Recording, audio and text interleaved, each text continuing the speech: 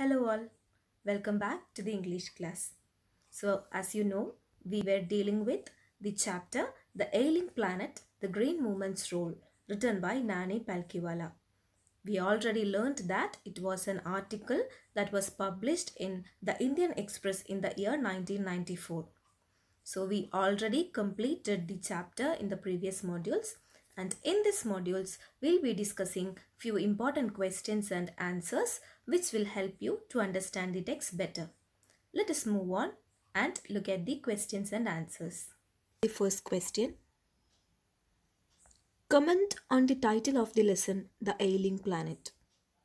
Let us look at the answer. Our planet, the Earth, is passing through a bad phase. Its health is declining.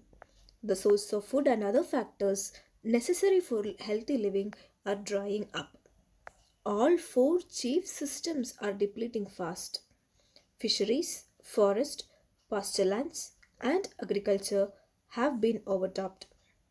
Hence, considering all these facts, the title of the lesson, The Ailing Planet, is quite appropriate. Moving on. Which movement has gripped the imagination of the entire world today? Answer. The Green Movement is gaining momentum in the world today. It started in 1972 in New Zealand. It has created awareness about saving the earth as a whole, saving forest, fisheries, and natural resources for future generations have become a grave concern. Moving on. How does the author define the concept of sustainable development? Let us look at the answer. Our natural resources are not unlimited, except for the sun and the ocean. So when we use the forest and fisheries and other resources, we ought not to forget the needs of the future generations. The only two inexhaustible sources of energy are the sun and the sea. So the forests are sustainable. They grow again if we do not destroy them. So development plans should be tailored in such a way that we do not rob our progeny of their share. Man is the world's most dangerous animal. How is this statement explained in this chapter? So the notice in a cage in Zambia Zoo blames a man for all the nuisance, destruction and dangers to life on the earth.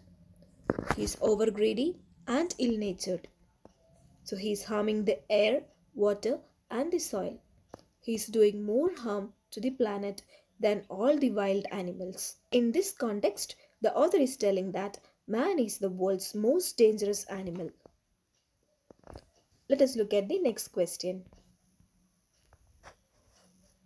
Man must change his ways to follow the principle of partnership rather than dominations. How and why? Man is undoubtedly the master of the earth. He is guided by the principle of domination of a wildlife.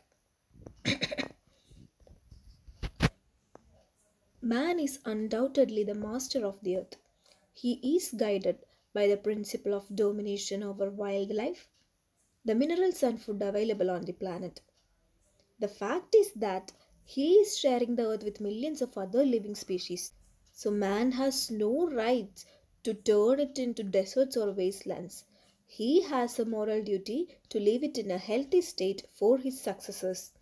Hence, man must always remember that he cannot dominate over everything else. Rather, he is having a partnership along with the other species on earth.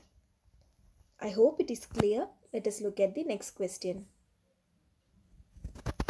What steps has the Indian government taken to ensure the protection of environment? So what is the impact? So the Indian government through Article 48A of the Constitution of India provides that the state shall try to protect and improve the environment and safeguard the forest and wildlife of the country. But was this act powerful or impactful enough? No, the law has not had the due impact as laws are neither valued nor enforced in India. It is a very sad fact. Let us move on and look at the next important question. What is meant by the holistic view of the world and our existence? Look at the answer. So the world is now reduced to a village, meaning it is a global world and everything is so easy. So thanks to the rapid means of transport and communication, so any problem affecting one part can spread like wildfire and affect the whole world. Hence, we have to tackle every problem on a big scale involving the entire world. So this is called the holistic view of the world. No country can stand apart in isolation. We are all inhabitants of the planet Earth. So, whatever we do, we must be aware of the fact that each and everything affects the whole world. So, we must be taking enough care of the earth for the well being of each and every person. So, we have gone through all the important questions. We'll discuss further in the interactive sessions. Thank you all.